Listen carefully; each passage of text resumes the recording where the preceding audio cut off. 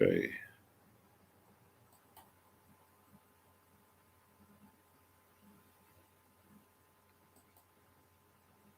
Time is 12 minutes past 12.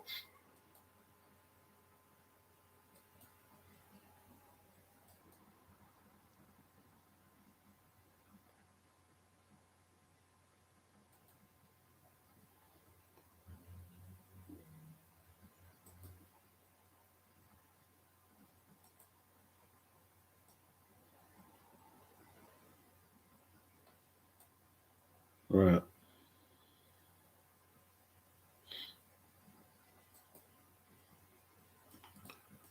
What's good? What's good, people? What's good?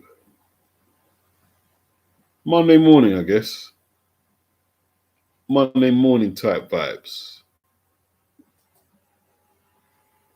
Monday morning type vibes.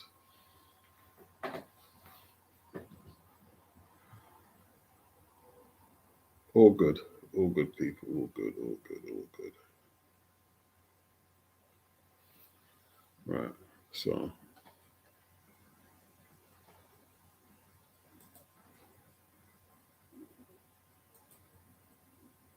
how you doing out there? How you doing? Freezing your nuts off? I tell you what, man.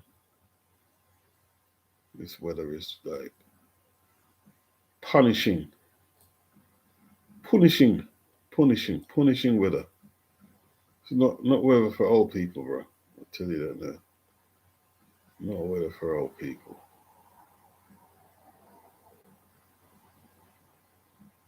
Certainly not.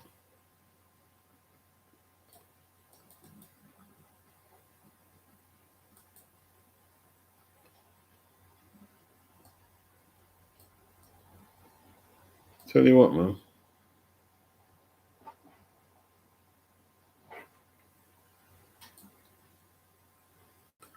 Tell you one thing for sure, though.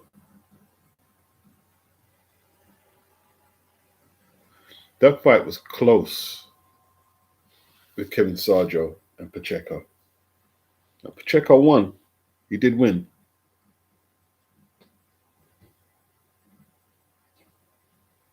But I'm telling you now, if he didn't have that backing of the zone and Macron behind him,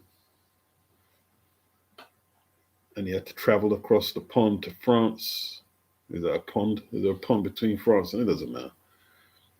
If you had to fly to France to take that fight,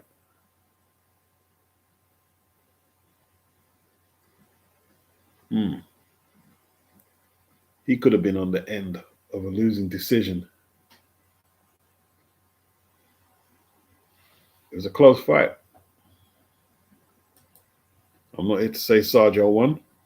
It'd be silly to say that. Why I am telling you though,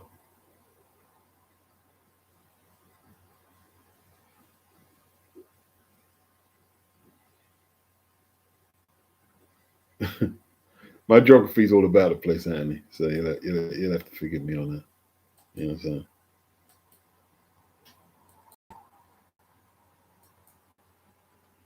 Yeah, he won the fight. He did win the fight. I'm not going to take that away from him. But the amount of holding he did, the commentators didn't pick up on it. Referee sure didn't pick up on it. His response to the pressure was to hold. A lot of the jabs he threw, they didn't hit. They didn't penetrate that high guard. The only real success he got was in the 11th when he tagged Sarjo. And he hurt him. He did hurt him. They said that he had Sarjo out on his feet in the 12th. And it was just a bold-faced lie. You know what I mean? It's just a lie. Sarjo decked him with that left hook in the 8th. And they said it was a flash knockdown. No, a flash knockdown was when Jerry Coetzee knocked down Michael Dokes. That's a flash knockdown. That's not a flash knockdown. That's a full blooded knockdown. Now, I'm not saying he was all about the place, but anything like that, but it was a solid knockdown. It wasn't no flash knockdown. They done everything to kind of damage control the fight into Diego Pacheco's looking good. They just done everything to make it sound good. You know what I mean? The amount of time he might have looked crude at me, but the amount of times he landed that overhand right, and the commentators didn't pick up on it. The amount of time, right? Even in that, look, even in the still that I'm putting up there, he landed the overhand right.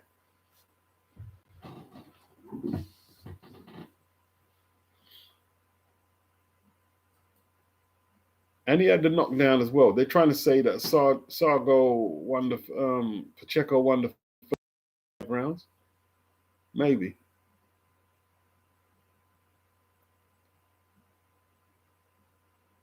I was watching the shoulder programming beforehand.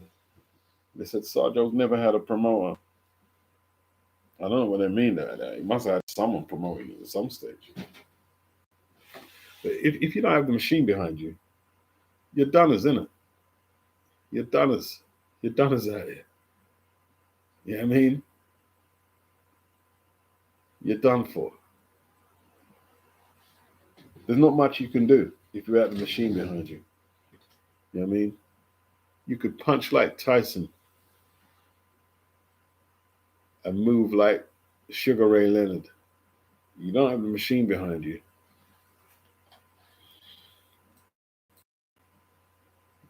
You won't be the first talented boxer to take you so far without the machine behind you. You can manipulate boxing. You know what I mean? You can manipulate boxing because it doesn't have a league structure. It doesn't have a tournament structure. You know what I mean? The promoters like Eddie, Oscar, and Bob, they'll use like words like, you're boring, you're not popular, you can't sell, to circumvent making certain fights with the fighters they want to build up. And it's always been like that. They had a color line which excluded melanated fighters. Even white fighters in the UK. There was a guy named Johnny Pritchett. His record was about 32-1. He lost one fight on the continent for the European title. And I think was that his last fight, he retired. Because basically, he was based in Nottingham. And the cartel had all the action in London. They managed a middleweight named Mark Rowe from up South London / Essex. And he sold all the tickets. They wouldn't put him in to fight Pritchett though. And Pritchett retired for the lack of opportunities because he was with the cartel or the syndicate or the cartel. It's interchangeable. And he retired because of the lack of opportunities. And he put it down to him being outside of London. Yeah. Basically. And we're talking late 60s. That same year, Ken Buchanan, who later became lightweight world champion, WBA world champion, he retired. Before he won the world title, he retired. Because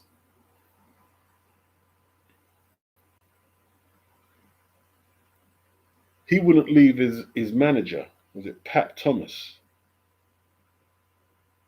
And did you know the British Boxing Board of Control used to go up to fighters and try to coerce them to leave their managers and sign with the syndicate? And I've got receipts to back that up, but I won't post them. He retired. Then he came back. He won the world title. He couldn't defend the WBA title in Britain. Because at that time, Britain didn't recognize the WBA. He was fighting in in men's social clubs and stuff like that. And at the time, the syndicate, they had the Royal Albert Hall. and Wembley Arena, and the TV dates. If you couldn't fight in them venues, or you couldn't get on the TV dates on the BBC, you couldn't make no money.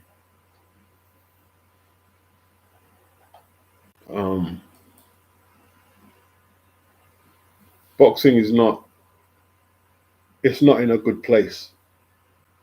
And I've always known this, but it's doing all these videos and the amount of data and receipts that I pick up. It's just like, it's drummed it into my head how an unethical sport it really is.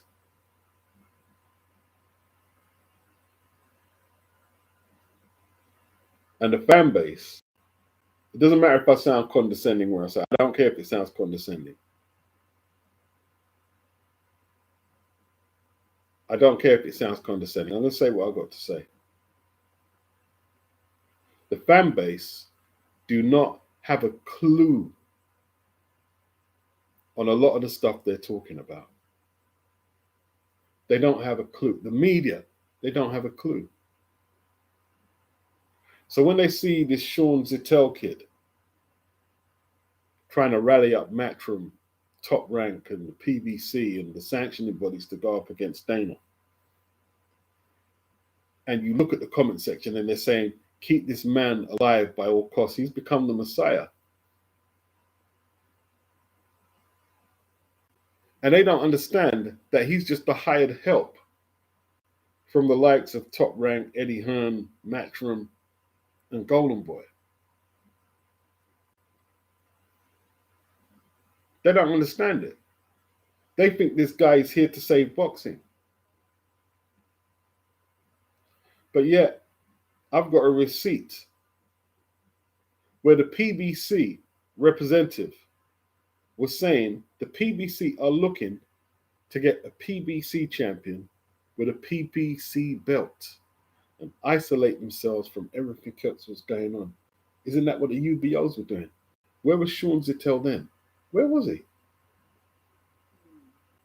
They haven't got a clue how they're being manipulated. They're being manipulated into a war that it's Dana White versus Eddie Hearn. Because the male mind state and condition is to pick sides. Labour versus Tory, black versus white. Is to pick a side and be tribalistic. But this is not a war for us to fight. It's a corporate pulled by Turkey. How can it be a war if he's from promoting his logo on all their cards, and he's going to have Dana promoting his logo on all the cards? Turkey has both sides of the war. He controls both sides of the war. So how can it be a war? He controls the strings at the zone and the strings at Paramount, but they're telling you to pick one side when it's all one power base controlling the whole lot of the fucking matrix.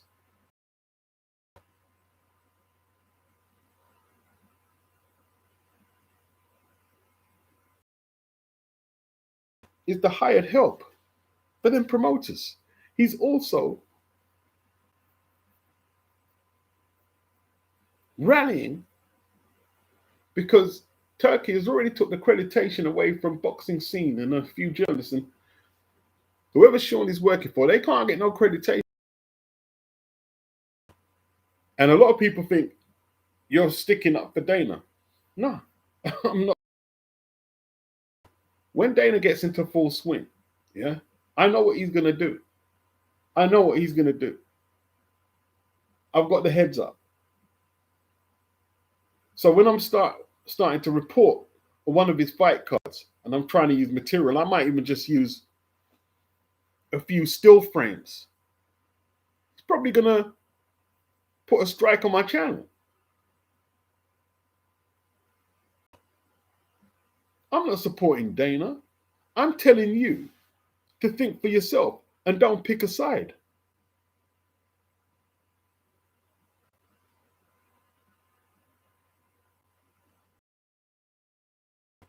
You're being manipulated. Of course, Oscar De La Hoya is going to side with the sanctioning bodies when he has a fighter who, as far as I know, last 2 fights, clear UD loss. The one before, PED violation, reversed into a no contest. Straight into a fight with Barrios. And then you got Eddie. Of course, Eddie's going to side with the sanctioning bodies. Of course, Oscar is going to side with the sanctioning bodies. You've got Suleiman Sikoso. He doesn't have a big promoter behind him. He doesn't have an Oscar. He doesn't have an Eddie Hearn behind him. He sidesteps Sikoso to let Ryan Garcia, with a loss and then a PEDS violation behind him, and Conor Benn, who hasn't fought at 147 since 2022 and hasn't beat a ranked contender, period. Period. Solomon Sikoso beat Kavaliauskas in an eliminator. I saw the fight. He was flawed. He got back up and won. WBC silver belt. That was an eliminator. And they're sidestepping him to let Conor and Ryan fight for that belt. Because basically, Solomon doesn't have the push behind him. And basically, right, the sanctioning fee from the 3% of them huge purses that Conor and Garcia are going to make the WBC trump all fairness. And then I saw this fucking Solomon showing the receipt about how the process of fighters are mandated and protected by the Muhammad Ali Act. It's such a manipulation and mind F. And the fact that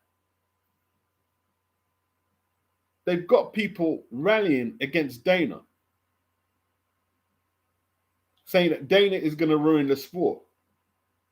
When basically, all Dana, if Dana is to manipulate the game, he's just going to manipulate the game better than they did. Because the PBC tried to be a UBO. I've got the receipt. And if necessary, I'll put it on. I've got the receipt. They tried to be a UBO. Eddie Hearn said, maybe about 2 years ago, that he wanted Matchroom to be like the UFC. But now he's saying that the UFC or Dana is the worst thing ever for boxing. They can't say anything with a straight face.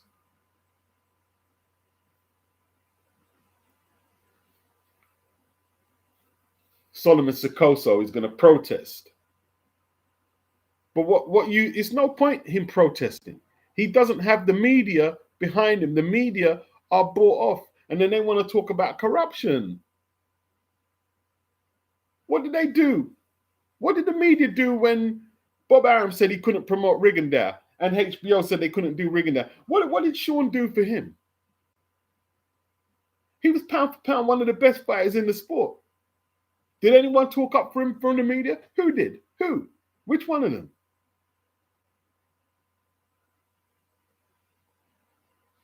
Learn to think for yourself. If you let people use you for their financial benefit and you get nothing out of it, the only thing you need to support is the platform that's giving you the best service for your money. That's all you need to support. Getting involved in all this social warrior thing is mindless tribalism. Mindless tribalism. And it's just a microcosm to what government do to the citizens. Yeah. Just a microcosm.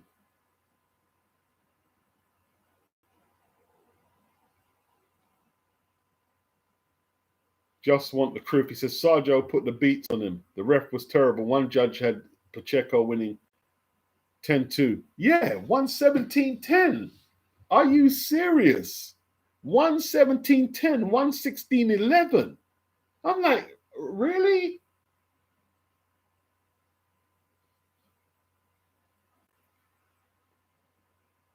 Boxing. Let me read out in these comments. It's got two. Social media has large pockets of partisanship, so the fans of certain boxers don't care if their fighters aren't fighting the best and all duck it. No, that's right. He says we are in the era where belts won't matter and boxers don't need to go to the long, hard road to get a title shot. If you have a large social media following and machine behind you, then you are good. And that's what they're doing, yeah? You look at the circumvention of certain fights being made in the last few days.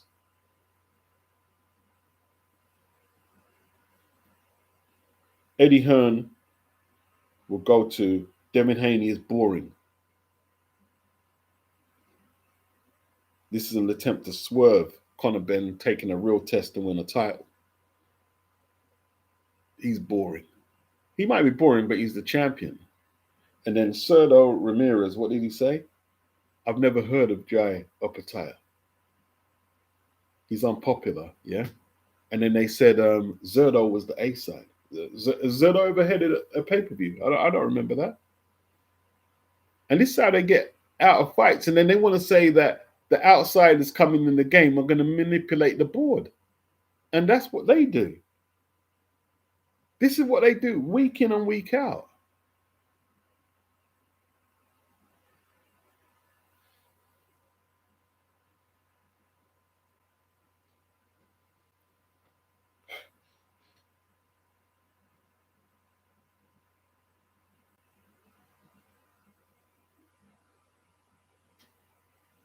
Yeah. Lisa, Pacheco should have stayed with Benavidez Sr. Yeah. It was a risky fight to take after you just trained your trainer. Very risky. But you got away with it. Oh, yeah. Chev put a beating on that kid in the prelims, didn't he? I was looking at it and I said, I was just hoping that he got back up. I was just don't spoil my evening, man. But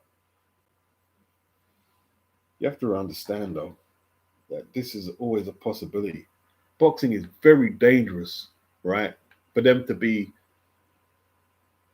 the promoters to be presenting the sport in such a unprofessional manner, without a proper system for the fighters to fight, where one isn't doing more lifting than the other just to get to the same place. That's just not right. It's not right. And like they haven't organized or structured the sport, and they've got the nerve to try and set you up to go against Dana.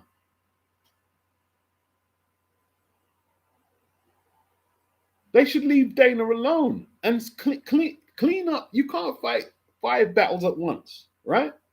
After we clean up traditional boxing, then we can go after Dana if he's done anything. I mean, he hasn't even put on a card yet. He hasn't even announced a fight. Why are we going at Dana and he hasn't announced a fight? Boxing is corrupt, man. It's so corrupt. You know, talking about this Muhammad Ali Act, that it can't be amended. You must not amend it at all costs. You know it's been amended already. It's been amended already. But none of the media picked it. I didn't know nothing about it. You know who knew something? Is a channel who has less subs than me. But you know what they say about us channels who don't have a lot of subs? That basically what we say has no merit because we don't have a lot of subs. But the channel I'm talking about, big boxing channels have. It's been amended already.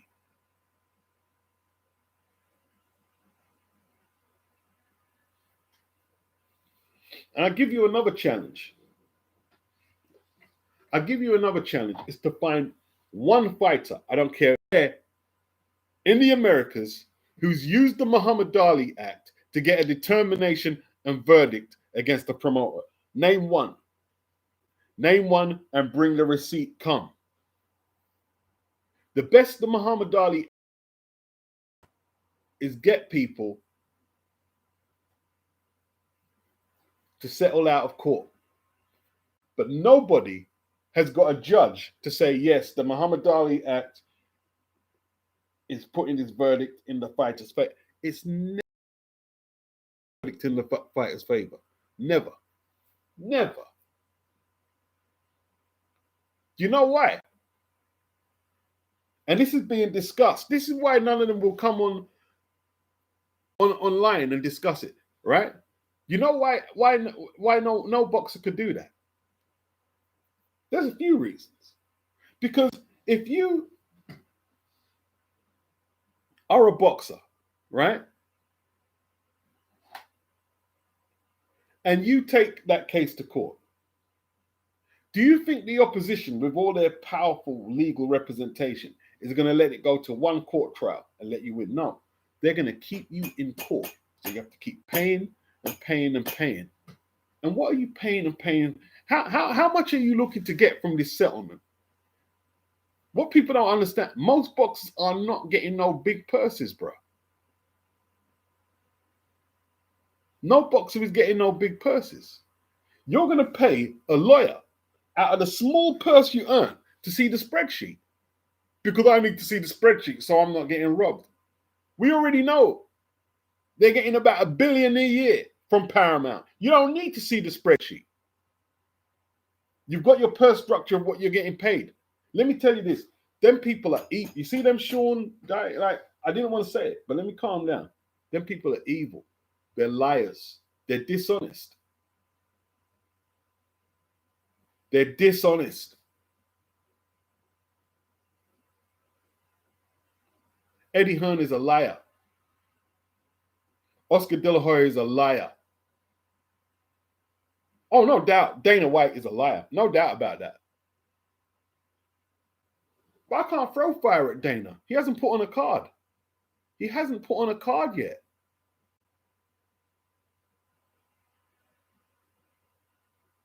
Boxing is so corrupt. It is so corrupt. It's disgusting.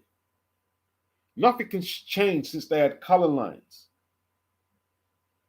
You know, nothing has changed since the 40s. When I've got my archives where Lloyd Marshall came over here and battered Freddie Mills, kicked his flipping ass. And then in one fight, Freddie was fighting for the world title and won it. Lloyd Marshall went back in the ghetto, in the Black Murderers Row. No title fight. No title. Hasn't changed. It has not changed. Big up Boxing Wave. Big up Boxing Wave. Big up Jimmy Ginnell. Jimmy says, yes, Beats, but the narrative until the day we die will be that Don King is the most unscrupulous promoter in history. Exactly. Yeah. That's blatant racism as well. Yeah. Blatant racism. Anthony says only 1% of boxers make top dollar. Probably even under 1%, Anthony. Yeah. He says he's glad that he never turned pro. It's like what did Eubank Senior say back in the day? He said it was a mug's game. It's a mug's game.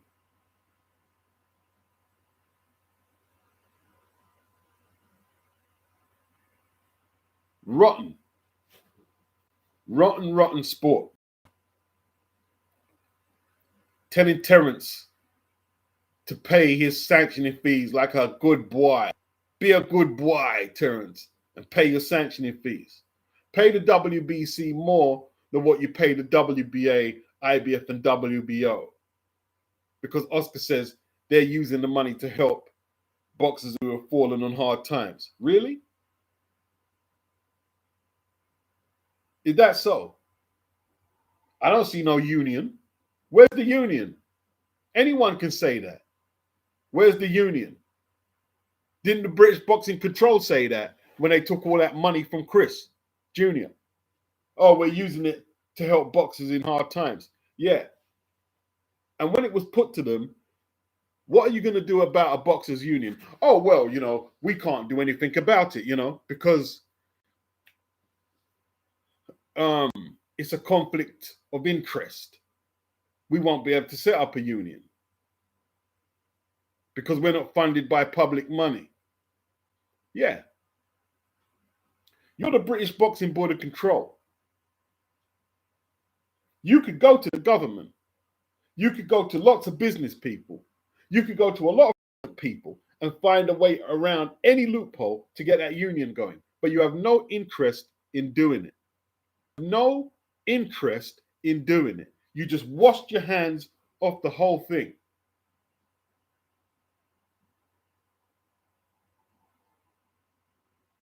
Oh, big up Leon. Leon said, you watch these fighters train for small short hall shows and wonder what is inside these men to want to box.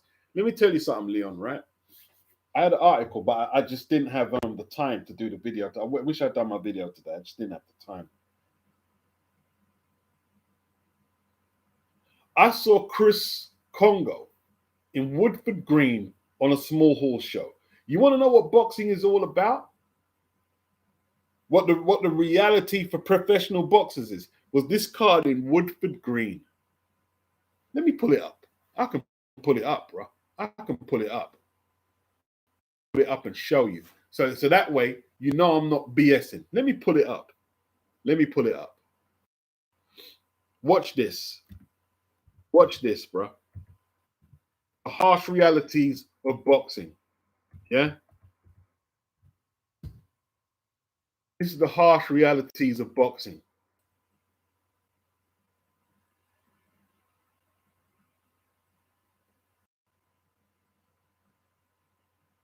Let me show you the realness.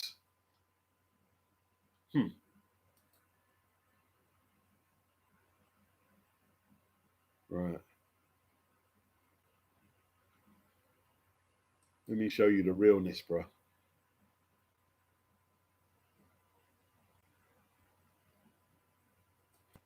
Because I don't trust you any further than I can throw you. You have any doubts? Let me show you. Watch this, people. Watch.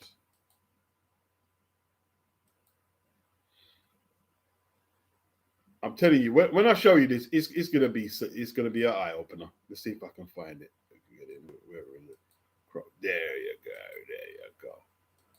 Right, let me show you. Yes. Let's go from the bottom. Let's go from the bottom of the page, bro. Right. Can you see it? I don't know what that black thing is in the corner. Right? Now, look at the bottom, right? 1-0 making his debut, yeah, or his second fight. This is his second fight. He's fighting an opponent with a record of 18 wins, 102 losses, and 7 draws. Right? He's fighting an opponent with a record of 18 wins, 102 losses, and 7 draws. Then you've got Fayouk Udin, 8-2-0.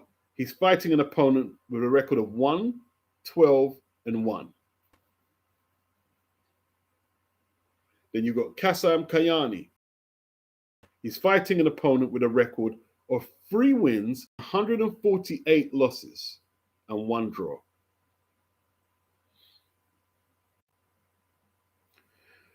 Then you have a debutant, Hamza Mahmoud. He's fighting an opponent, Nabil Ahmed, with a record of 3 wins, 47 losses, and 3 draws. Tyrell Barnard, another debutant, fights Jake Bray with a record of 4 wins, 37 losses, and 2 draws.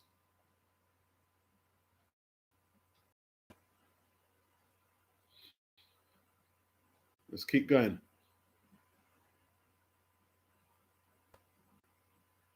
Amar Kayani, 11-1-0 fights an opponent with 17 wins, 14 losses, 4 things. He's got a winning record.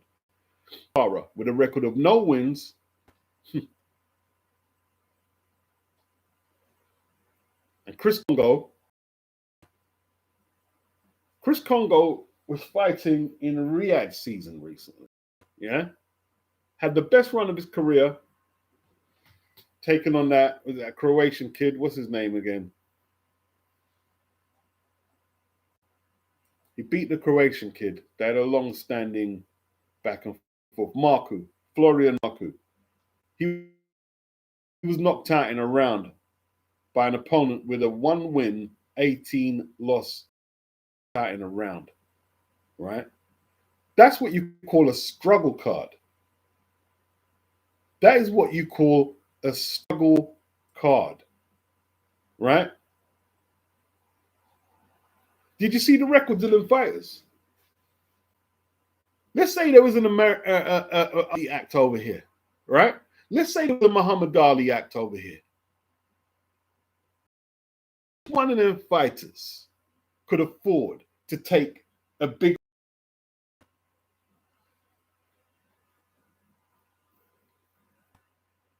Oh, no, here we go. It's always doing this.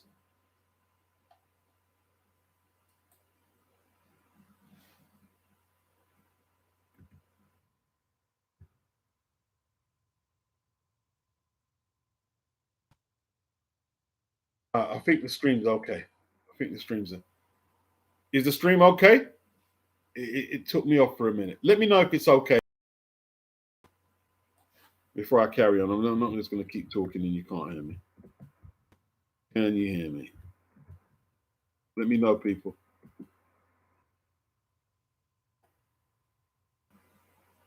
Cancel.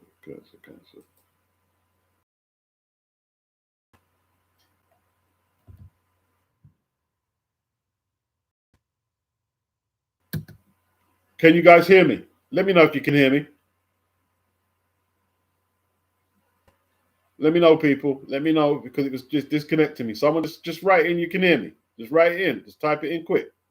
We can get on. All right. Good. Cool. Which one of them fighters could afford to take any promoter? Thank you, Mr. Isaac. Thank you.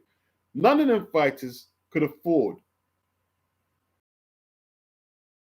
anyone to court. That card probably cost 50 quid to put together. Did you see the records of the fighters? It's bottom of the barrel. That's small hall boxing. Right? Let me tell you this now, right? You see the fighters on that card there, yeah? Do you think they could go up to the promoter and say, well, before I fight, I need to see the spreadsheet? No, it tossed them out. It tossed them out and say, if you don't want to fight, don't fight. Either take what we're offering you, the couple of £100 or whatever, get out. And that's what happens in boxing. These people have put it in the fans' heads, yeah, that the fighters have got this easy path to sue promoters with the Ali Act. No, bro. No.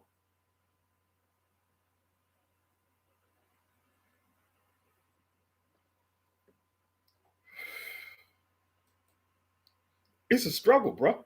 Like, how did Chris end up on that card?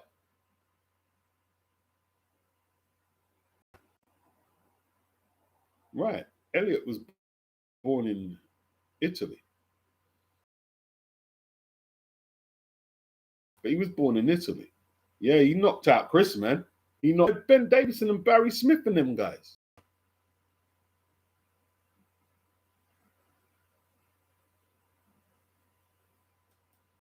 On an Eddie Hearn, was it? No, on a Frank Warren card, losing to Owen Cooper last time out.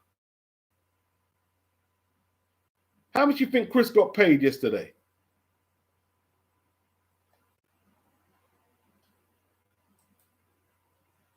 And Chris was probably happy to get that money because it's Christmas now. If he's got any picnic in his yard, he's got to pay bills. So whatever it was, whatever he got paid, he just took it with glee. Because there's no other avenues to get money.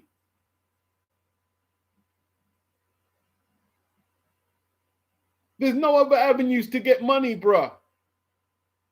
Nah, he didn't get Lisa. He didn't get $2,000. There's no way you got $2,000. I don't think you got $2,000, Lisa. I'll be honest with you, Lisa. I don't think you got $2,000. I don't think he did. I don't think he got $2,000.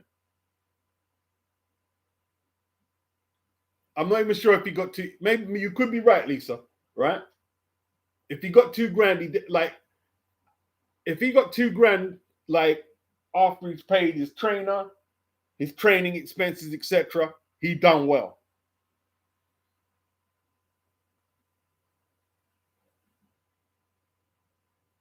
Yeah.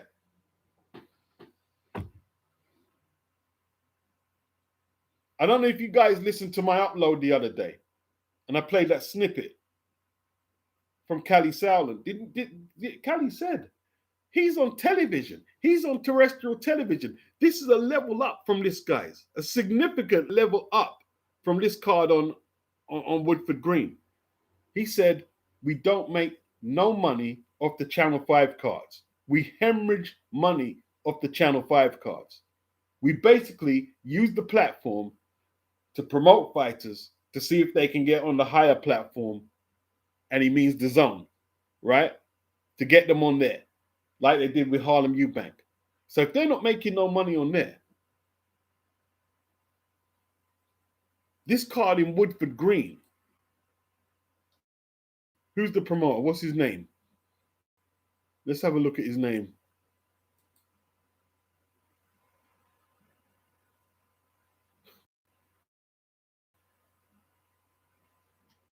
Kostakis Evangelou.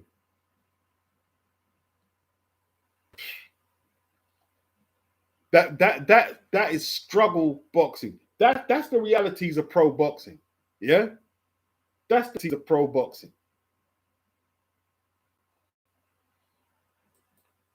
There isn't room to negotiate and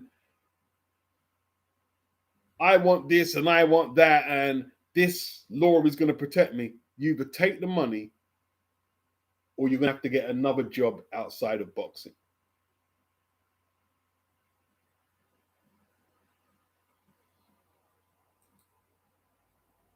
Dillian Whyte can tell you, before he was fighting on Matchroom Regular, where just minutes away, literally before his fight started, he was still selling tickets outside the venue, hustling a few tickets.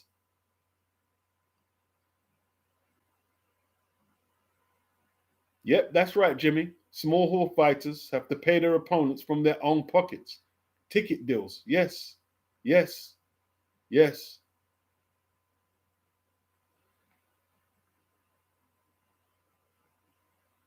Yeah, the venue will probably only hold 500 people, like you're saying, Anthony. Yeah, I hear what you're saying, Lisa. Yeah, but two grand is good. It's good though. Like Joe Habib, you know Joe Habib, Lisa. He was saying, right, whatever city he lives in, he in the 90s when he went to see, is it what's his name? McNeely, the guy who fought Mike Tyson. Small hall club shows, as they call them across the pond, getting a couple of £100.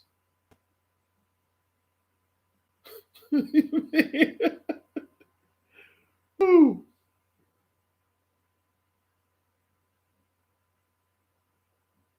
Mr. Leslie says 500 if he was lucky. Yeah. Yeah, if he cleared 2K in his pocket after expenses, he's done extremely well. Yeah, extremely well.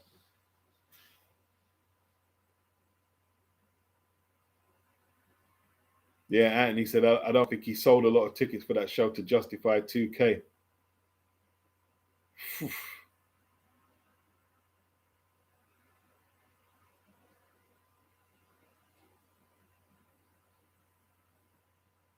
So, Beats, how much do the people with the records get paid?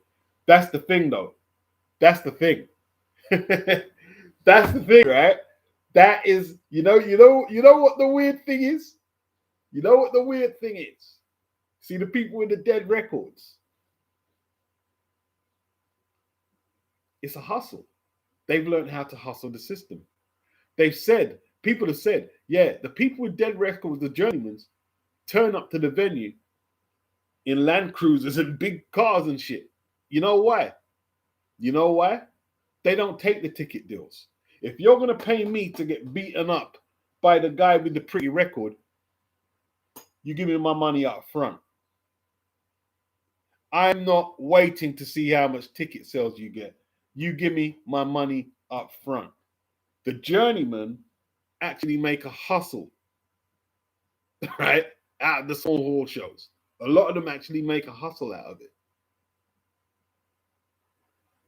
So, I don't know. One of them guys might say, yo, just give me, what was it, 400 or 500 up front to fight your prospect.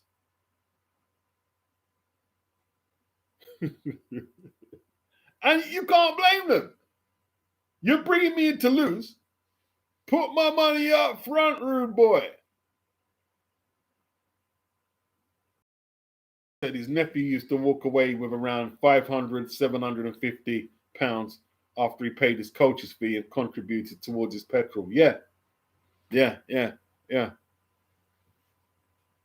you try not to get knocked out. So if you got another gig next week, you can go again. Yeah. It's crazy. Yep. Mr. Laws are basically they're the ones making a living. Yeah. Mm-hmm. Yeah. The journeyman a level up. Like the guy who fought Nigel Benn and took him the distance. The American guy that burns on his skin, Lenzie Morgan. I found out that Lenzie Morgan had a couple of houses paid for. Yeah. From being a journeyman. He had a couple of houses paid for, bro.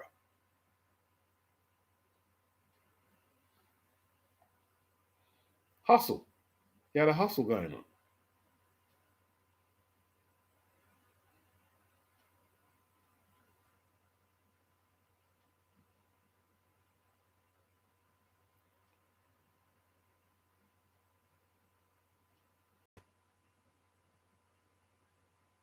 Guzzy said, I thought fighters of Congo's level have a minimum.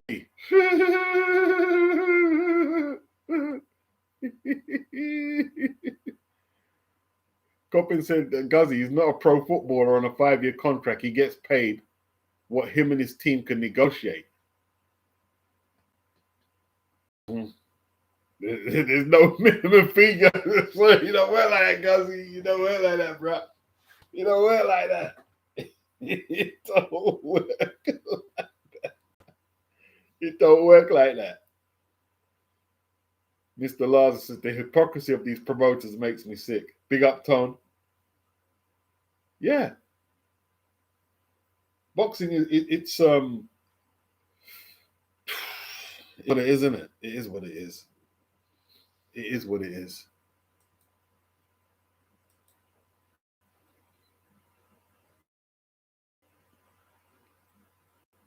Who's that guy, man?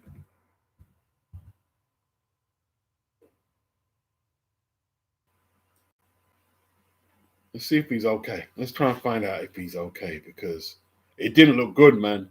It didn't look when they stopped the fight and then they had to put him on the canvas to revive or resuscitate him. It was scary. It was scary, and it was late in the morning. I said, "Nah, I can't deal with this right now." And Chev just hoping that he'd get back up and be. You know, you don't need that on your conscience, man. You don't need that.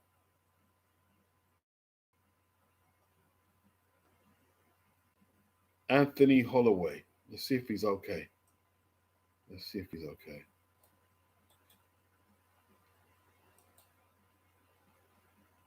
Good.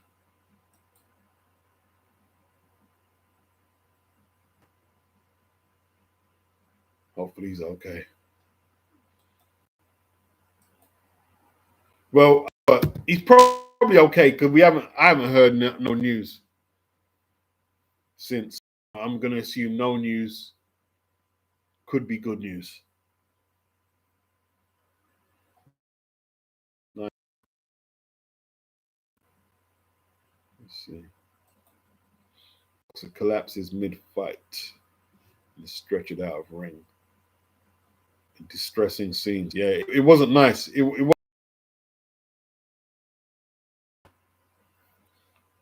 wasn't pleasant.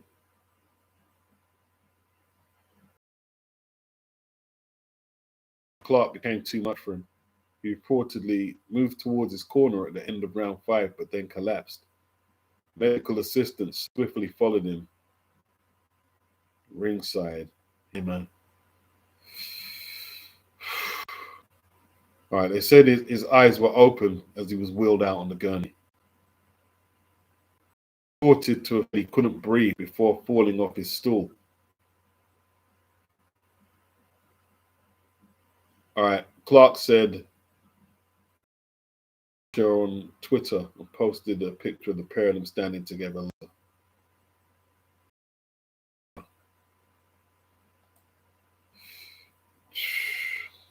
Wow, man.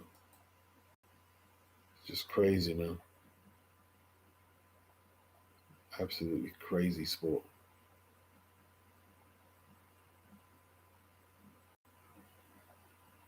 All right, there he is.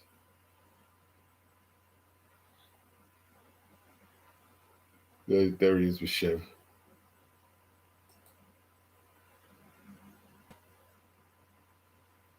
Yeah, it was scary. It was scary, man. Guzzy, he said he learned something today. Yeah, yeah. It's an awful sport, Guzzy. It's an awful sport. I know somebody who was a gatekeeper or German. I know. I'm not going to say their name. Yeah. Take fights on short notice, but he didn't have a fights. He had less than 20 fights.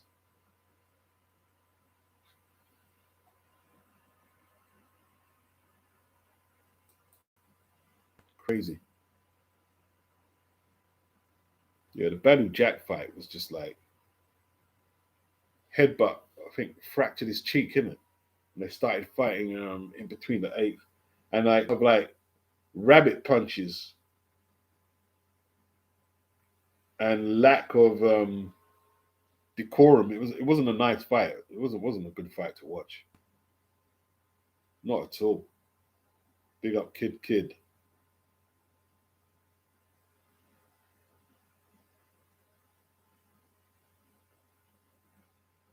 Yeah. You know what it is, man? Lou DiBella said that we messed up. And when he said we, he meant the old guard. They messed up. That's why he can't get mad at Dana. He said we messed up. They didn't organize or structure the sport. It's just been left abandoned for years.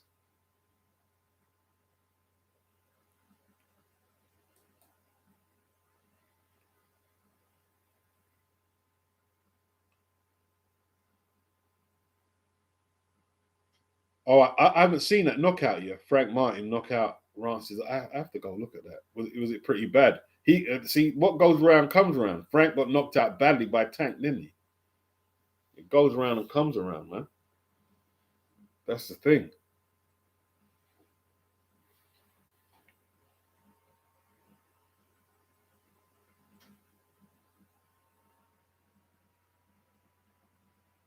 Wow.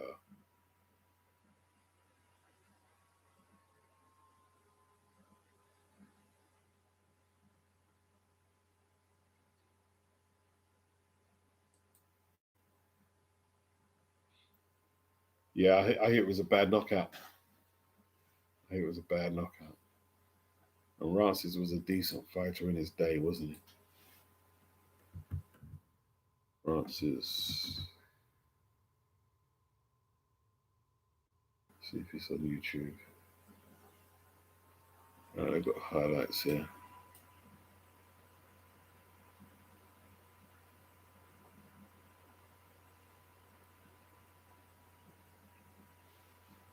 It's the time, 1:10. I gotta go to bed soon. So watch this and talk a bit more.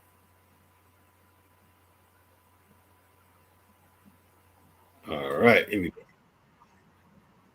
I better mute that. He's 30. You see, he's 39 now, bro. 39. Still boxing. 39. See, our Pulev and this guy here, the 40-year-old club, still going in the ring. It's not a joke, bro. Pulev got stiffened out proper. Left hook.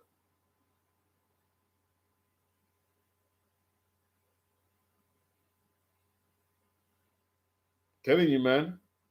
See, one of them top heavyweights, like the aging brigade, one of them is getting knocked out badly next year. I guarantee maybe a couple of them is going to get knocked out badly. You know the ones I'm talking about. One or two of them is getting knocked out badly.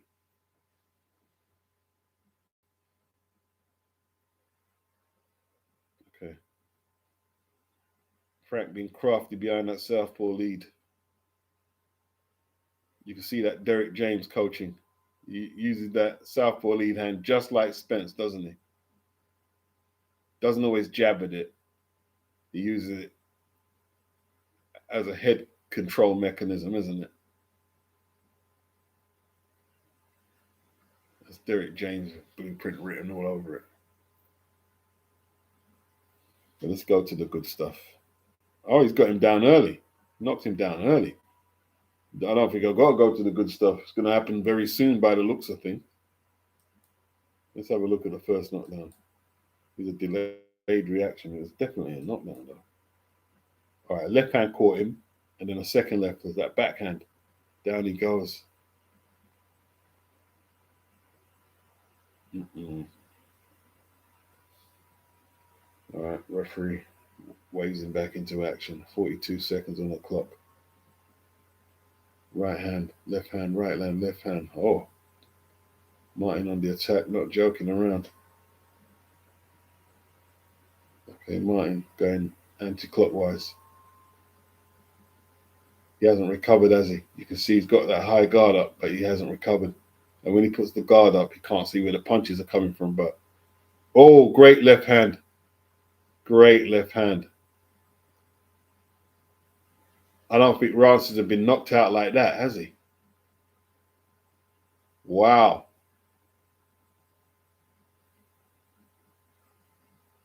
Wow. Then Frank Martin realized his head bounced off the canvas, boy. Cruel knockdown. Yeah, it was nasty, Lisa. It was very nasty. It was very nasty. Look at that, boy. He didn't see it.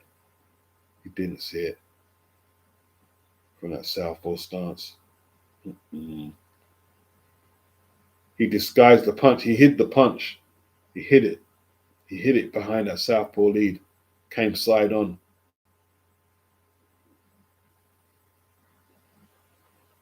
Wow.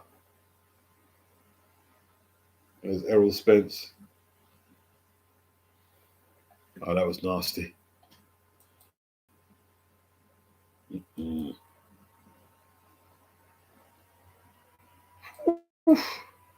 That weren't nice, bro.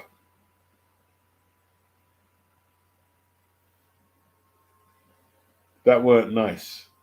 Big up Case K. Kid says he doesn't like seeing fighters in the ring after 40. Man, there's loads of them, though. There's loads of them. There's loads of them. I mean, was Bernard, how old was Bernard when he retired? When Joe Smith got to him?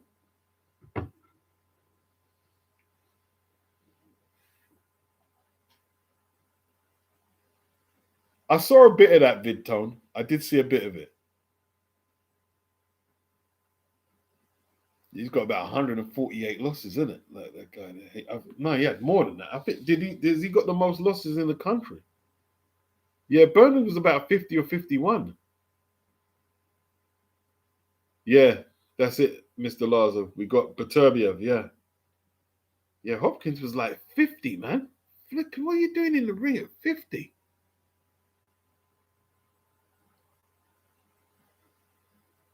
$175 losses, bro. Wow. That's crazy.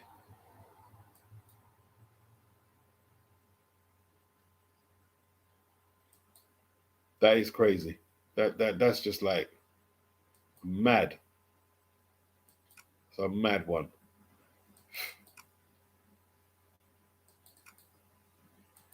You have to wonder, like, what's what is the motivation to have so many losses and keep going?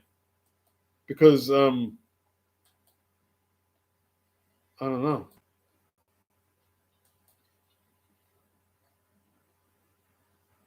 175 losses. Yeah, I guess so.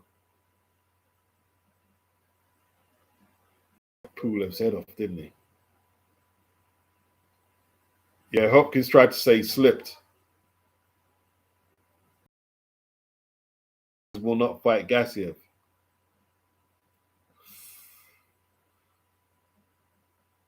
Yeah, yeah. Vitor Belfort scared Oscar. He scared Oscar. Oscar was scared off that parts of it after he saw Holyfield catch the hands. Oscar knew, bro. He charlied up off his box. He was charlied off his box on one of them Twitter cards. But he knew not to step in the ring.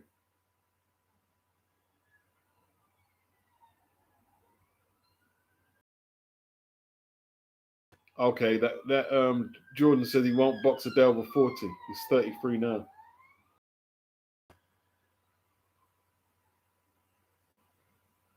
He's aiming to beat the record of 300 fights. Wow. Yeah, exactly. He slipped on a punch tone. You know what I mean? Like, Smith punched him out the ring, man.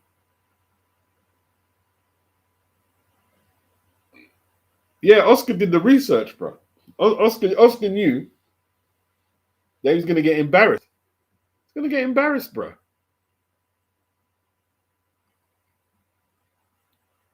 Yeah, you have to have a certain mindset to keep going as a journeyman, Anthony. Definitely. You have to have a certain mindset. It's a job, isn't it? You got to just see it as a job.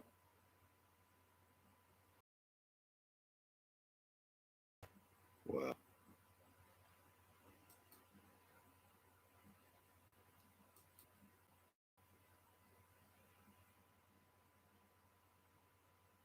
See,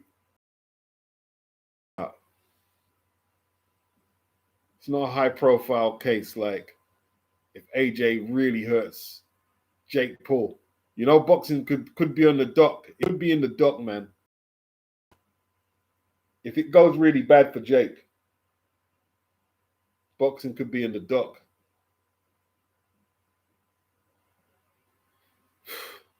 Oh, Sergio, his eyes were still open. That was crazy.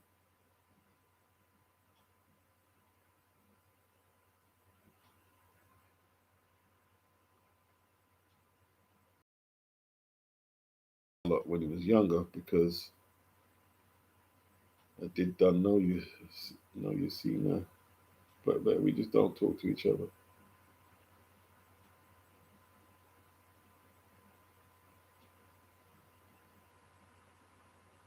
Right. Anthony said most journeymen have defenses so can last longer and keep on picking up checks to feed the family. Yeah, because they're not. See when Pliv got knocked out, yeah, he was opening up like, and you're trying to fight like a young guy. He was opening up on Garcia, throwing a whole load of punches. Yeah, and he got caught with that left hook.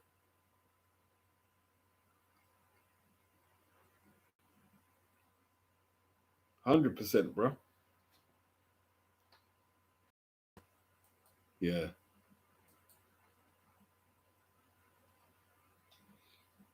See, back in the day, man, in this country, they used to have the boxing booths, and they used to have them in fairgrounds, and you could basically um, you could pay to fight the house fighter. I can't remember how it worked exactly. You know what I mean? But the British Boxing Board of Control, they would take away your license if they found out you was using the booths. And some of them guys had thousands of fights, like the likes of Jimmy Wild, Freddie Mills, and a lot of British fighters started in the booths. That's where they learned. That's where they learned their trade. Yeah, the boxing booths, man. They just used to travel around the country.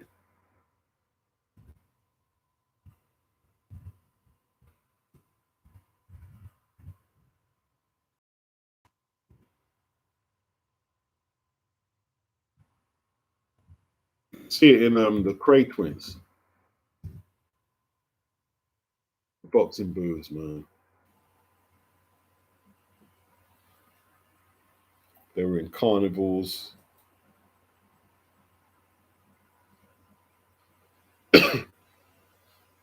So okay, just refreshing my knowledge on it. You'd get three 90-second rounds, and the booth boxer could win a prize. Again, and you could, if you could go a certain amount with the booth fighter, you could win. But if you couldn't, obviously, you just take your beating and keep it stepping.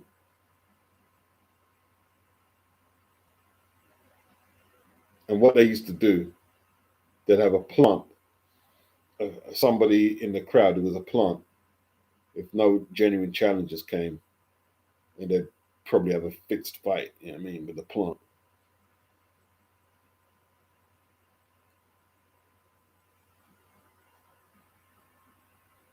And basically, sometimes the booth fighter would have to fight you while while he's got gloves and you'll be bare knuckled.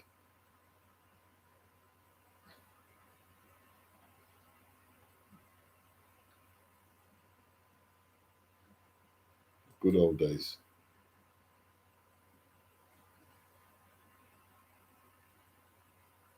Kid, he wouldn't let his kids box or do MMA.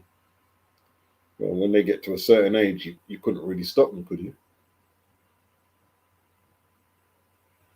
They get to a certain age. If they want to box, they're gonna box.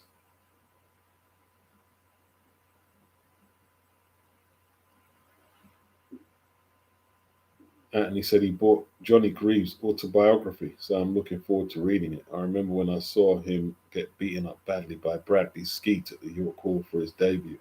He had a sack of blood under his right eye. Oh, bloody hell.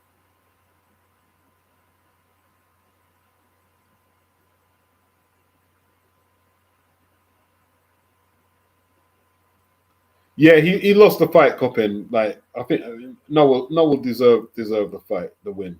He deserved the win. The second half of the fight, like Badu, he faded. I think the fracture on his cheek. You know what I mean? And he said when they asked him if he's going to continue fighting, he said he didn't feel great after the fight. So he's not sure if he's. I mean, he's what, mid-40s. He's mid-40s, man. Mid-40s.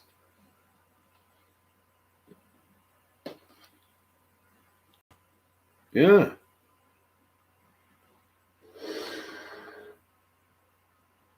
mid-40s, man.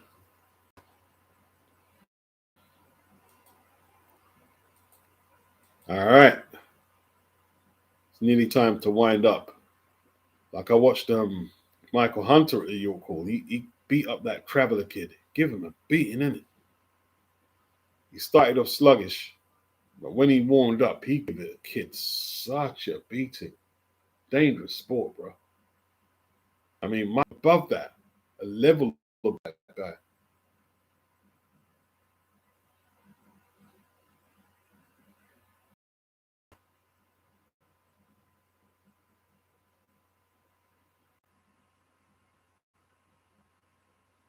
Who would you pick to beat Floyd from 130 to 1?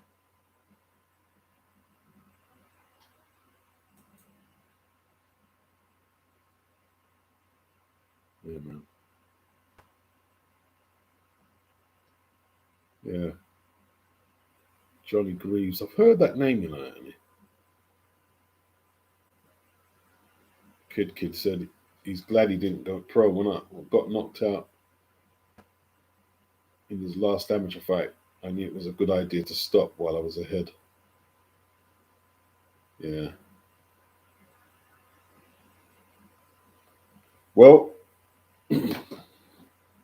so it's a dangerous sport. Like I remember this guy used to follow me on Facebook, and he used to be an amateur boxer. And then this was about 10 years or so ago, maybe even further back than that.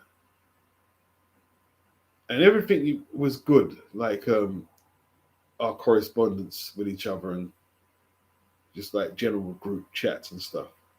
Then after a time, he started revealing what was going on in his life, that he couldn't pick up his daughter, that, you know, he was getting these neurological issues, physical issues. And boxing left him in a real bad way. And then after a time, line, you just hope that he pulled through a little and had some semblance of life, that things started to improve. You just hope for him. Yeah. And he was basically very regretful that he picked.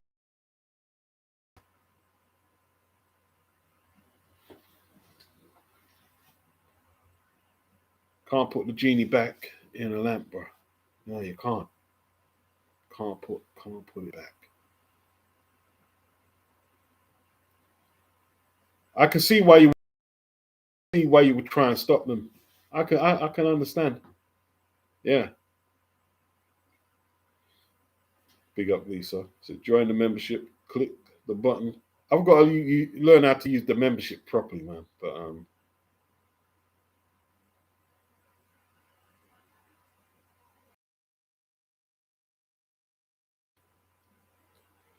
But he was Frank Warren's go-to guy, Anthony. Yeah, before back in the day, you used to have Dean Bramald. He was one of the go-to journeymen in this country, and there was a few of them, man. I've got their names now. Dean Bramald. There's one I'm thinking of. Peter Buckley. Peter Buckley. Dean Bramald.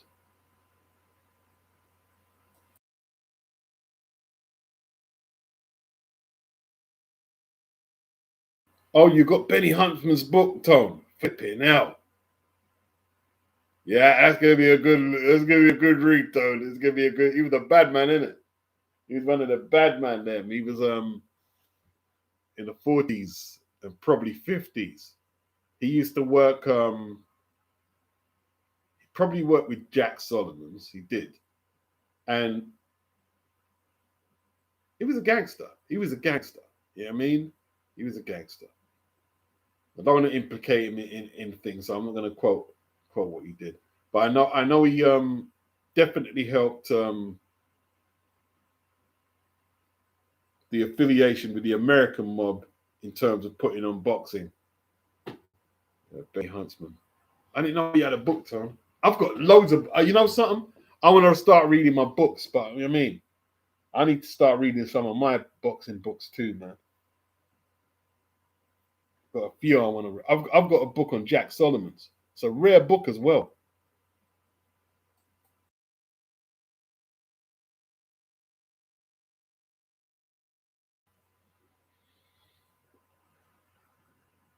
Kid said he's having problems with his eye from fighting.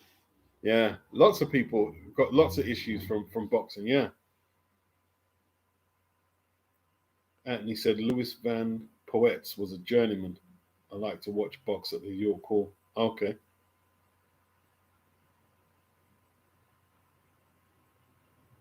Flipping hell. Yeah, Peter Buckley. He fought. Didn't he fight Nassim Hamed? Yeah, yeah. You're right. I need to start reading it. I need to start reading some of my books, man. Do some book reviews. You know what I mean? Do some book reviews. You know what I mean? What I'm gonna have to do is stop covering all the news stories and just take time, just read a book, review it, put some notes down, and you know what I mean? Do some book reviews.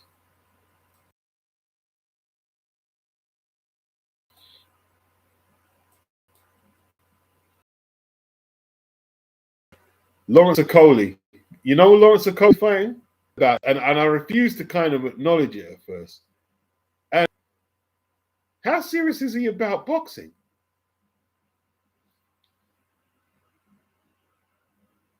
Look at the opponent. The opponent, bro. This is a joke, brother.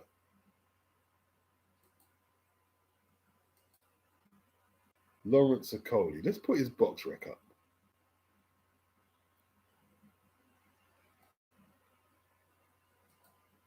Lawrence Okoli.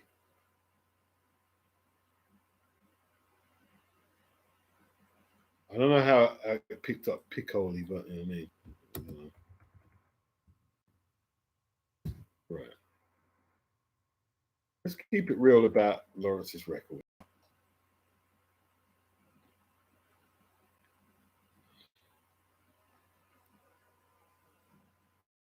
Lawrence has been headline. What's he got a picture of Eddie Hearn up for? I thought he didn't like him. He's on Instagram. Let's have a. What's he doing there?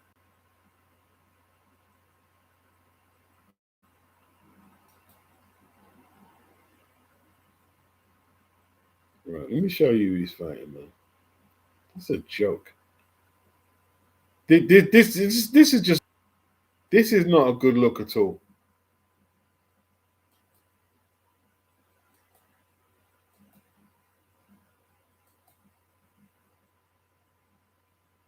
Where is it?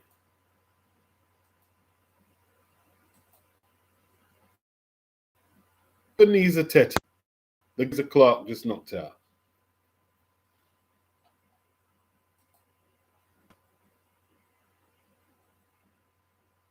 View inserts.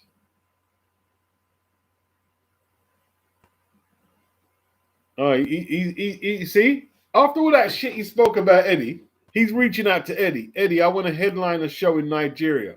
I'm working towards that honor. So he's Tete in Ghana.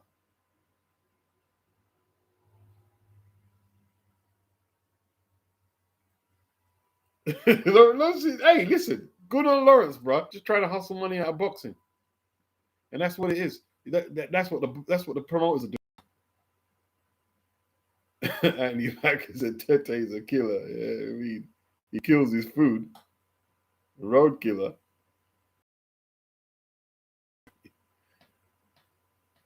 Yeah, he's fighting Tete. Yeah, Uncle Tete, as Guzzy called him. Yep, Tete.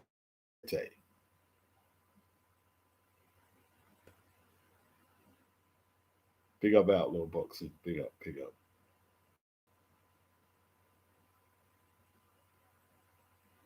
Now, Dylan don't want to fight a Coley, Guzzy. Dylan don't want no parts of a Coley. Doesn't want no parts of it. Dylan shut down the fight. He shut it down.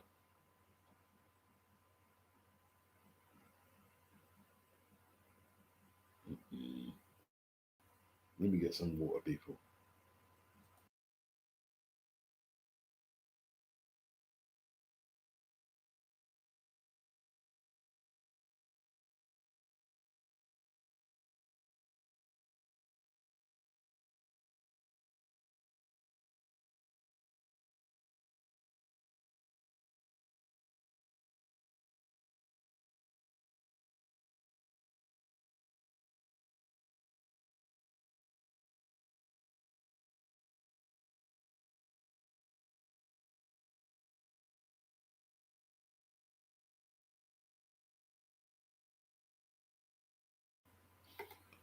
Coppin09 says Gassier would be a good fight for Chisora next.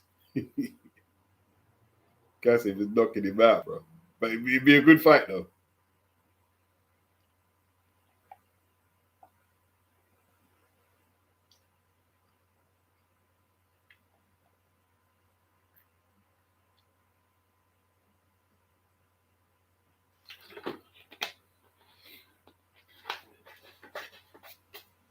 Let's see if Fatorma fights Gassiev. I don't know if he's going to fight Coley. Let's see if he fights Gassiev.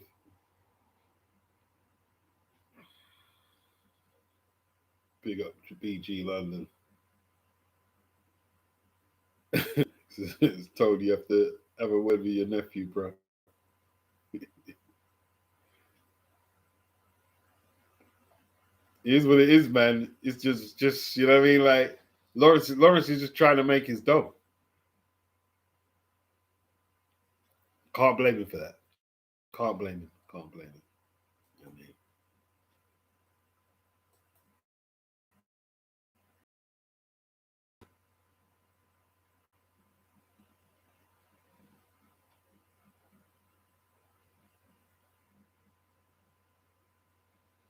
You know what I mean? You see Eddie talk all that shit about Devin, and he's trying to make Croker versus Haney. Man, Croker ain't gonna get nowhere near Devin. Nowhere near him. The only thing he's gonna look bad.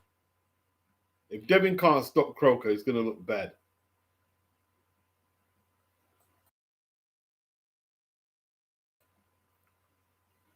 Yeah, Buckley had 300 bouts. I think he retired bang on 300 as well, didn't he? Yeah. Peter Buckley.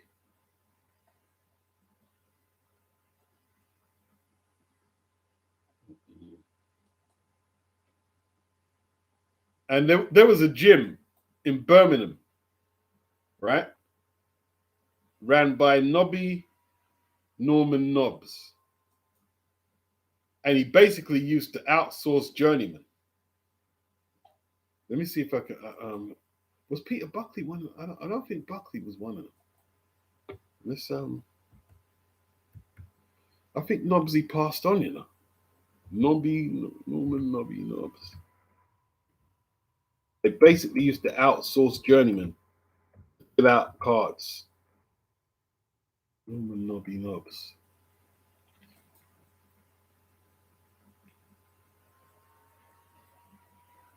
Did he pass away? Yeah, I think he passed away. They're saying here Norman Nobby Nobbs is an underrated trainer.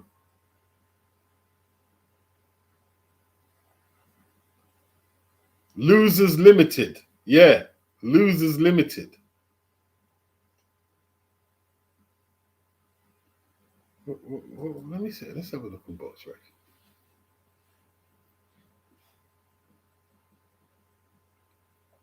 Is he still around? No, I think it. I don't know if he's passed away. You know.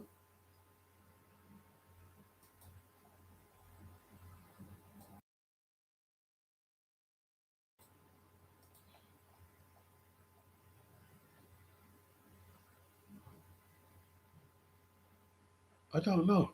I don't know.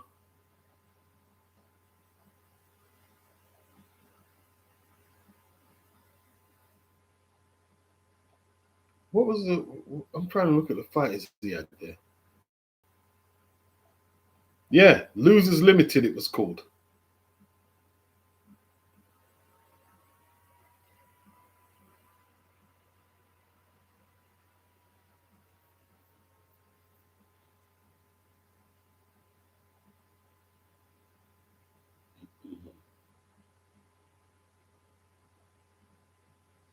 Yeah.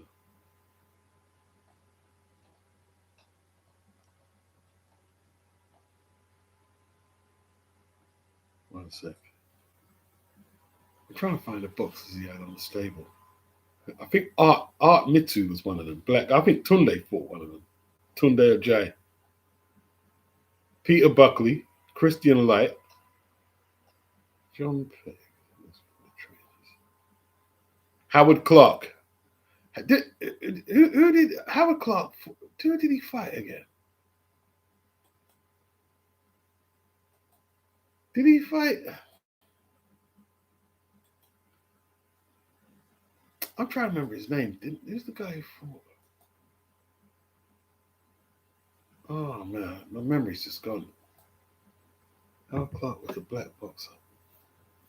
Didn't he fight the light middleweight champion? Fought Mosley. What's his name again?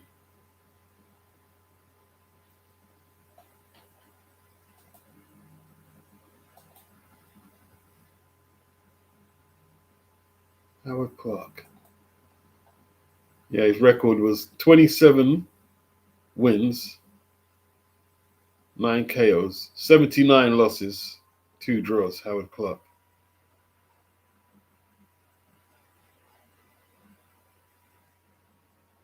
Trying to look there. Who did he fought one world class opponent? He fought everyone. Anthony Small, flipping Danny McIntosh, Celo Renda, Facey, Paul Smith, Darren Barker, lost on points to 6 rounds. Fought Paul Smith a couple of times. Wayne Alexander. Wayne stopped him in 2. Wayne was a flipping hitter, bro.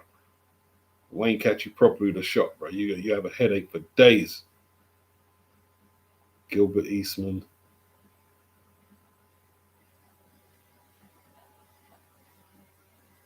Oh, he beat Ross Minter. Flipping Anna Minter's son.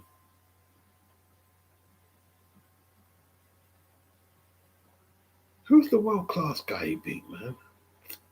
He not beat. He lost to, not beat. Anthony Farnell, Lyndon Scarlett, Vladio.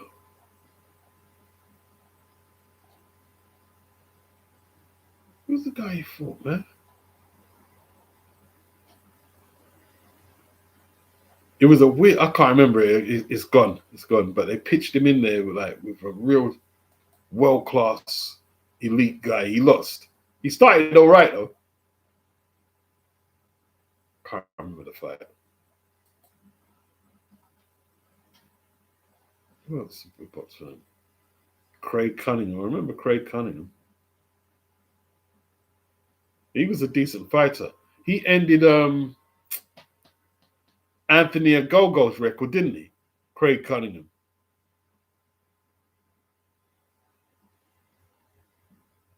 Right. Tony Owens.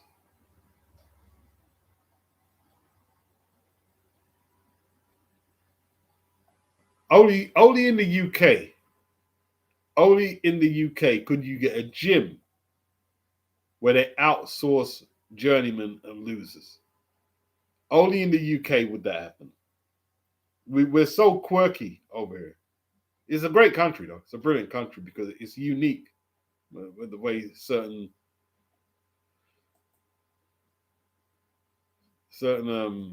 things we do and the way we look at things. It's a great country.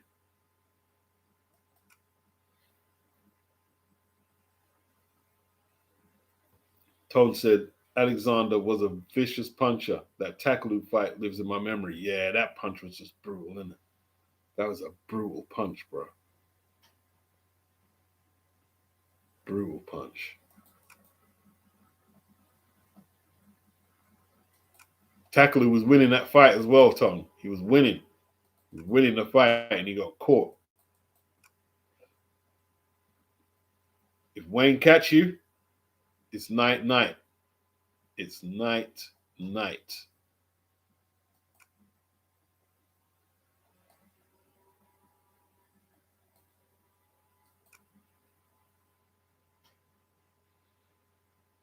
And he said, I think there are a few gyms in the West Midlands like that. Probably. Yeah. Craig Cunningham, man. Like, he mashed Ogogo, his eyes, man. He had serious issues with his eyes after them fights, man. That was crazy, man. He was an Olympian.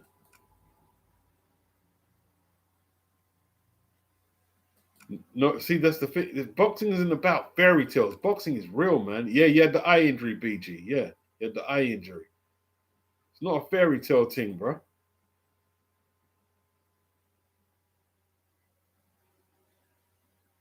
Mm.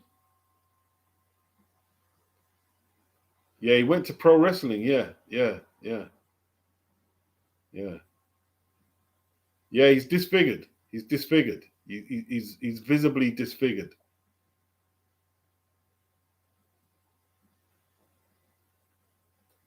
Wow, Craig Cunningham. But he was struggling as a pro though. Didn't wasn't he signed with Golden Boy? Didn't he have a little thing with Golden Boy?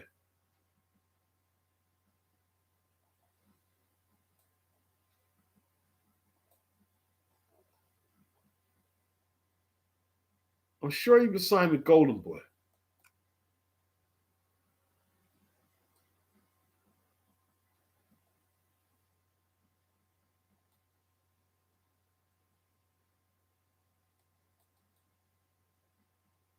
Oh, and he said they won't allow him to have a driving license because of his eye condition. That's crazy. That's crazy. Copping 09 says Friday night and midweek boxing was a regular thing in the UK in the late 90s and 2000s. Yes, yes, it was. Yes, it was. That's a nightmare. No driving license. Yeah, he was with Golden Boy, Tone. Yeah, he was definitely with Golden Boy. Yeah.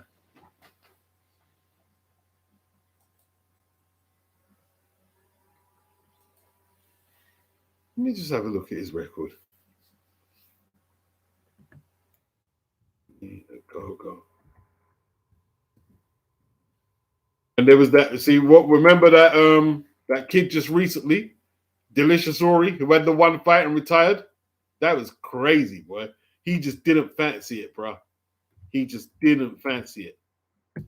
He knew after his debut, right? He knew the workload in front of him wasn't no joke. He's huge now. A go-go. Flipping huge, isn't he?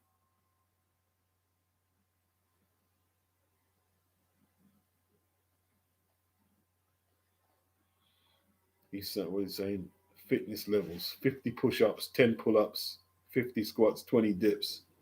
Boy. I think since I've trained, I think I've got to 20 press ups. And I felt good about it. Boy, I used to eat up that for breakfast. But hey, listen, I'm pushing 58 next birthday. So that to me, right, getting back into the groove and doing 20 press ups. And it took me a little while to get to 20. I'm not even gonna lie. I'm not. Yeah, I just did it straight. And no, it took me a little while. It took me a little while.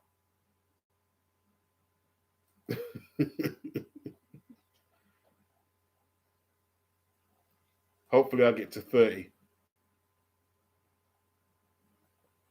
Let's have a look. So, yeah, see, that's the thing. He was with Matchroom, but them fights he lost. No, he was with Golden Boy, but the last fight was with Matchroom. That fight there was with the Sowlands. The fight before was with the Sowlands.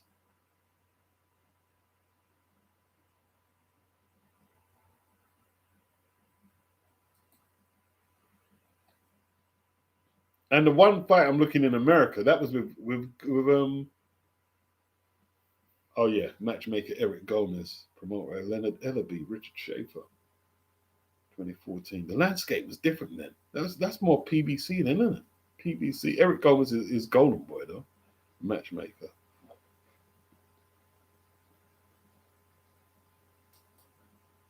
Bloody hell, that's so long ago, man. It just 9 years ago, the Craig Cunningham fight. Where does the time go?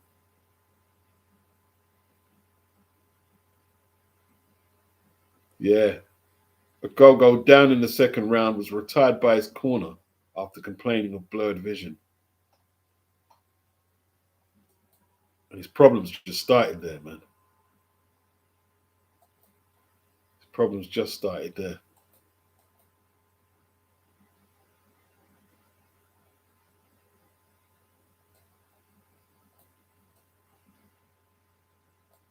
Big Lawrence fighting Ebenezer Tete. Lawrence is dread. Lawrence is dreadful. Lawrence is dread. Lawrence were fighting though Miller. Tone said you'll bang out 50 press ups in no time. Just grease the groove. I tell you what, man. I don't see 50 like in no quick short time. It's going to take a while to get back to 50. It's going to take a while. It's going to take a while, man. I used to do 50 every day. Like, well, but I'm talking a few years back now.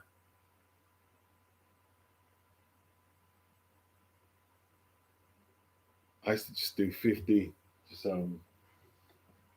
do light weights in the house, just a bit of jogging, 50 a day, some dips.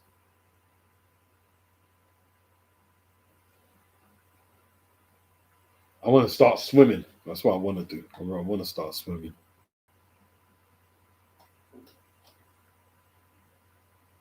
Mm-mm. That's serious though. No driving license, man. Flipping now.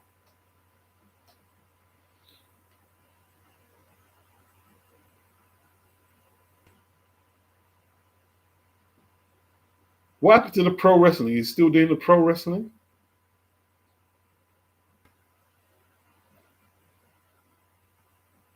Oh, Golden Boy UK. It's just copying online. Okay. That didn't last very long, did it? Well, see, like they all tried to get in the market over here, and none of them lasted. Golden Boy UK, Heyman tried to get in the UK, and none of them lasted any time.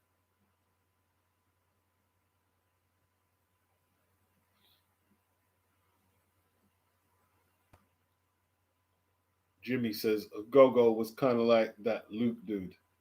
Luke who could box, but the trenches weren't for them. Coppin says the fight never happened. It was Chisora versus Wilder. It was meant to be a Golden Boy UK show. Yeah, but Derek wrote that letter to Wilder. He really wanted that fight, didn't he? BG London said retired and got a takeaway. I forgot that.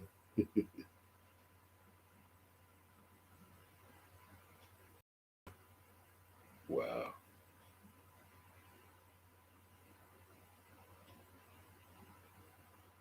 Oh yeah, he's legally blind, I guess. Yeah, yeah, yeah. He's still wrestling. Wow.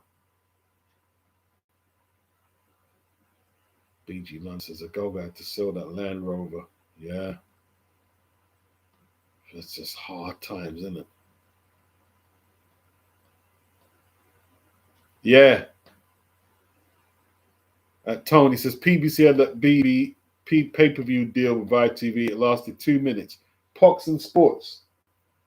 It was good at first, though, right? Because they were putting on PBC cards on IT. Yeah, it was on ITV. I remember watching them on Virgin Media. I was able to get like no lagging, clean streams, and Danny Garcia. Did he beat up Granadas on there? I think we saw Caleb Plant win the title on there. It was really good. But when they was at like doing their contracted fights in the UK, we got Eubank versus DeGale, and then after that, it was just a cold flop. Pox and Sports just fell apart.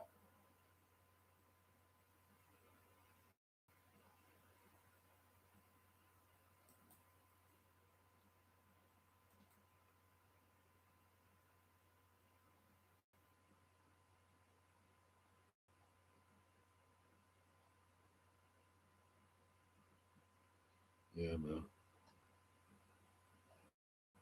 Craig Cunningham, man. He won a couple more after that, and then he lost his last two to Lucas Nadafolma and Jack Kalkai.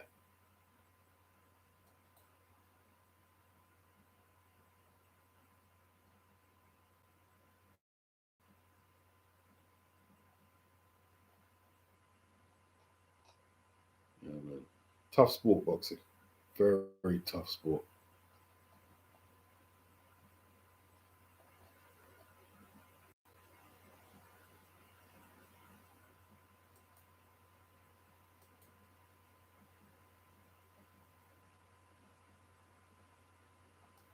All right, people. I think we call this one time now. You know what I'm saying? It's been good though.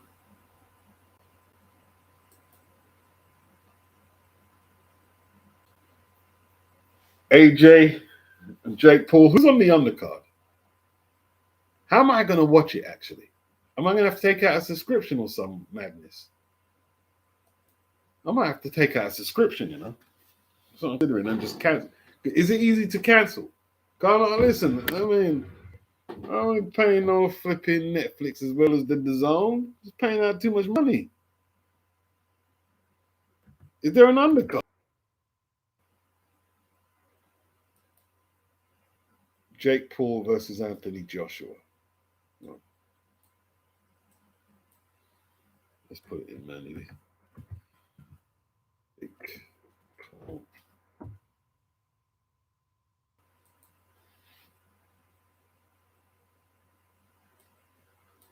Let's see.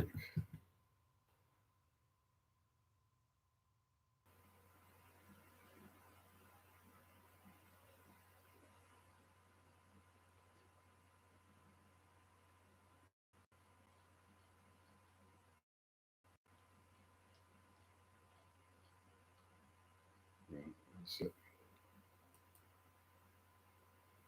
see if there's an undercard. I haven't heard anything about an undercard, so let me just go on BoxRec.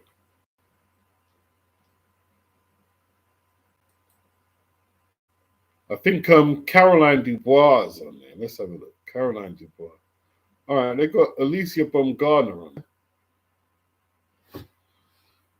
They've got a lot of women's boxing. I think Yocasta Valley, because that's all he's got signed is women. It's pure women. Yocasta Valley against Yadira Bustillo, Baumgartner versus Leila Boudouin, Caroline Dubois versus Camila Panata, Anderson Silva versus Tyrone Woodley, Avius Griffiths versus Justin Connell. God, blimey.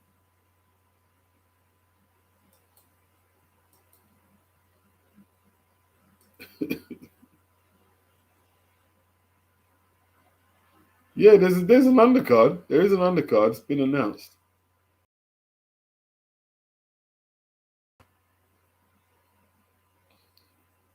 Tom said, I hope Agogo is doing okay. He was a bit of a celebrity. He did. And he went through serious issues with that eye, you know. He went through serious issues.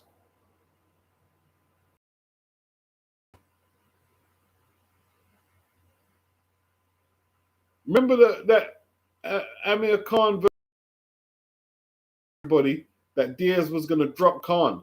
And everyone was laughing. And he dropped him.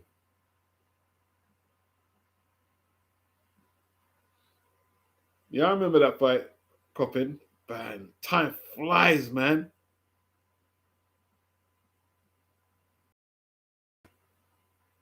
Guzzy, Woodley versus Silver, both Jake leftovers. Yeah, there's just it's an odd undercard. Very odd. Very odd.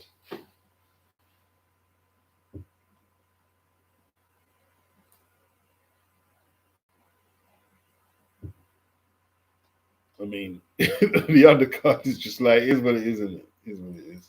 I won't critique too much. The fighters are getting paid, in it. So,